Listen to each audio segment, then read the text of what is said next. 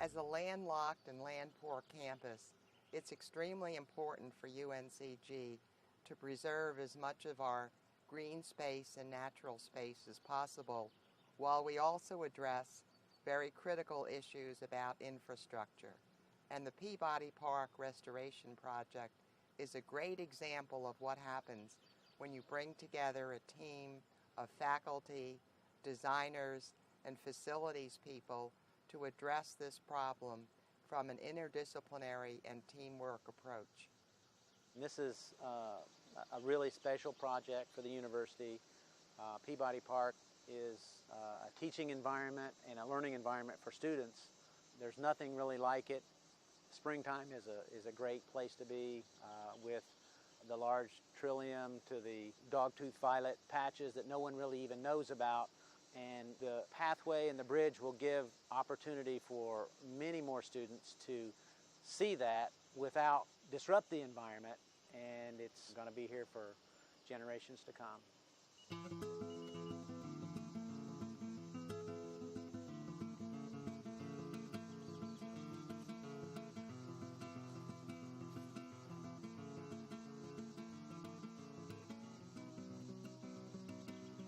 Option B is to keep it going the way it's going. The path, the trail? Right up through here. Okay. Yeah. So in order to make this work, we have to redo this line. Actually, as with any campus, the university has significant infrastructure needs. The ability to get roads, utilities, services to the buildings and the dormitories. And this is an area that over the years has had penetration, if you will, by some of these services. Sewer lines and utility lines have been kind of crisscrossing through here. The university came to the mindset that we should take a study of this area and once and for all look at the infrastructure needs as well as what the environment brings to the campus and try and mesh the two. Basically on this particular project, our job is to grade the trees in question in relation to the proposed design and construction of actually several different projects. And what we will be doing is actually grading the trees as far as their level of quality, as far as shape, pathology, physiology, functionality. 32. So this tree is probably 75 years old plus. Drought is one thing. This may be a new walk over here, I'm not sure. But we'll check that out.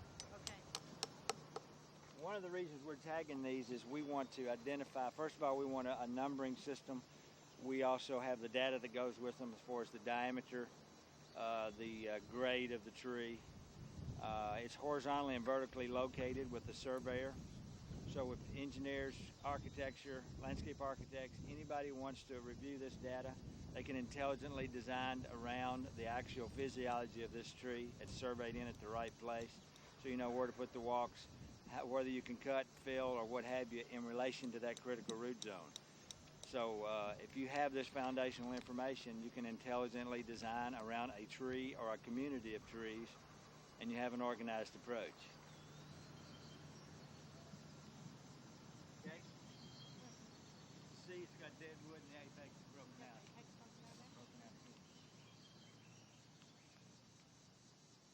We have tried to teach the workmen something about the environment, something about working around trees. Andy, 2 days ago, told me, hey, we saved another tree. And he says, that's two that we've saved. And they weren't on the plan. And he knew ahead of time, before any consultants told him what to do. And he was just glowing with how he was able to save a tree, and we saved another tree in the park. And so I think that has been a real positive thing for the whole job. This project is scattered out over such a large area. We divided it up into several areas. One was an area called College Avenue, where we were redoing College Avenue, widening that, putting in new hardscape, new landscaping. A lot of thought and planning obviously went into this job before it was ever put out to bid. One of the first things we did was put up some perimeter fencing, but we still had to maintain pedestrian access across the project. And at different times throughout the project, you know, we may have completed demolition of the roadway so that there's no nice corridor or pathway for the students to get across. So it involves temporary stone walkways. It involves some temporary handicap ramps to transitions from different elevations. Working on a project where a big bulk of the work goes right through the center of campus, and during class change, it's just a lot of students out here getting from their dorms to their classes, and to get that volume of students across and through the project that we're trying to do demolition and new construction, that's affected the construction, but it's also affected the students and faculty too. College Avenue was a host of unforeseen things that came up. Things like footings from a previous bridge, underground water lines that broke when they were too close to the top, a number of areas that had bad soil, and it just went on and on forever. I know the campus wanted to get it a little bit quicker, but I think it turned out better than we expected, but it did take a while.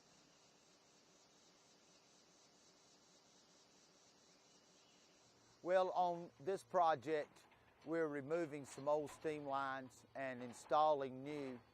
And normally it usually goes pretty well, but we have run into something that you very seldom see. It's called North Carolina blue granite. And it is some of the hardest rock that there is in this world. It takes just a lot of effort and a lot of equipment to get that rock out.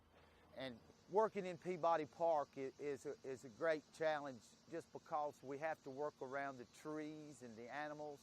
But you know, even with the weather delays, we work through the winter in the snow, the sleet, we work in the rain, and we just pride ourselves in doing whatever it takes to get the job done.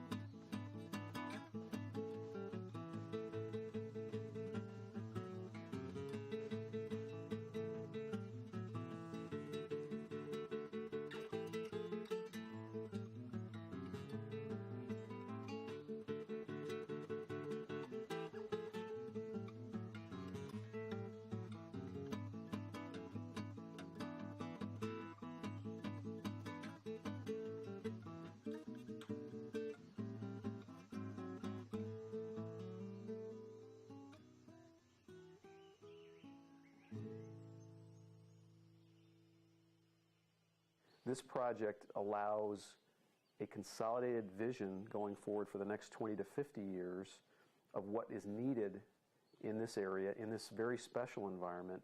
And there may be some minor sacrifices in the short term during construction, but for the long-term health of the ecosystem and the environment, this is a very positive step that's being taken. Now that the project is finished, what we have is a wonderful wild area that's been restored and will be preserved and maintained.